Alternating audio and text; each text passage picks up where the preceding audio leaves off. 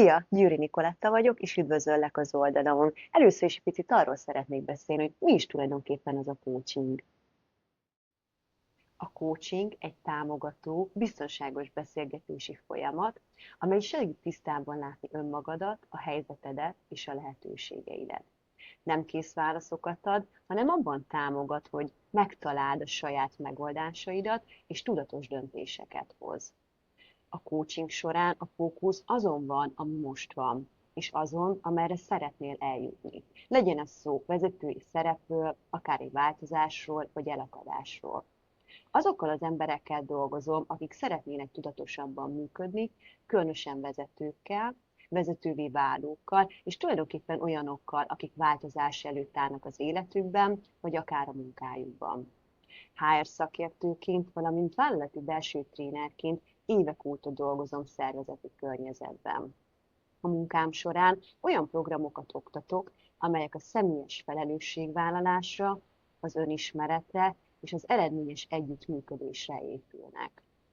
Emellett rendszerszemléletű coachként végeztem a Debreceni Egyetemen, ami tulajdonképpen meg is határozza azt, ahogyan az egyént mindig a rendszer teljes egészeként látom, legyen az szó csapatról, szervezetről, vagy akár magánéletről.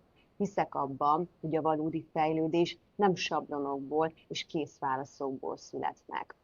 A coaching számomra tulajdonképpen egy olyan biztonságos tér, ahol meg lehet állni egy pillanatra, ránézni az elakadásokra, és megtalálni azokat a belső erőforrásokat, amelyek egyébként már ott vannak bennünk, csak eddig még nem volt idő, vagy akár bátorság kapcsolódni hozzájuk.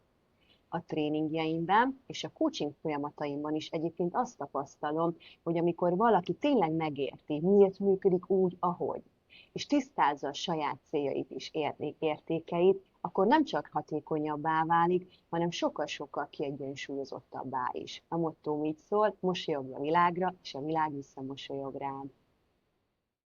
Ez számomra azt jelenti, hogy a hozzáállásunk, a jelenlétünk és a döntéseink formálják azt a valóságot, amiben élünk és dolgozunk. Ha most vezetőként szeretnél megerősödni, vagy egy új irányt keresel, vagy egyszerűen csak szeretnél tisztában látni önmagaddal kapcsolatban, akkor jó helyen jársz. Köszönöm, hogy itt voltál velem ebben a pár percben, és ha megszólított, amit hallottál, akkor várlak sok szeretettel egy közös munkára.